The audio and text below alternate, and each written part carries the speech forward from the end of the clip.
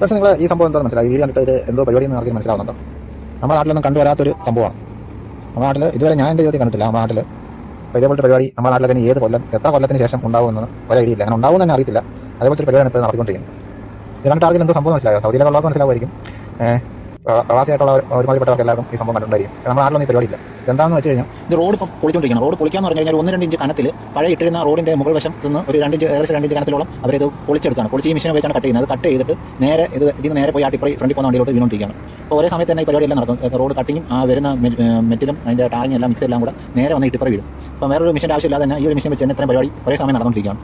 അപ്പോൾ അതിങ്ങനെ പോയിൻ്റെ ബാക്കി പീസുകൾ കിടക്കുന്നത് ഈ ഒരു മെഷീൻ ഉപയോഗിച്ച് തൂത്തെടുക്കുകയാണ്. ചൂല് പോലത്തെ മെഷീനാണ്. അത് ചൂല് പോലത്തെ മെഷീനല്ല, ചൂലിൻ്റെ ഉപയോഗം പോലെ വാന്തി എടുക്കുന്ന ഒരു മെഷീനാണ്. ആ ബ്രഷ് ഉപയോഗിച്ചിട്ട് ഇതുപോലെ വാന്തി എടുത്തിട്ട് അവരൊരു സൈഡിൽ കൂട്ടിയിട്ട് പിന്നെ ആ വേസ്റ്റുകൾ വേറെ വണ്ടിയിലോട്ട് തട്ടും. ബാലൻസ് കിടക്കുന്നത് ഈ മെഷീൻ വഴി കയറി പോകാത്ത വേസ്റ്റുകൾ. അപ്പോൾ എന്തൊക്കെ ഐഡിയകളായില്ലേ ഓരോരോ കണ്ടുപിടുത്തുന്നത്. അതിൻ്റെ ടയറിൻ്റെ പരിപാടി ഇങ്ങനെയൊക്കെയാണ്. ടയർ എന്ന് പറഞ്ഞാൽ നമ്മുടെ എക്സ്കവേറ്ററിൻ്റെ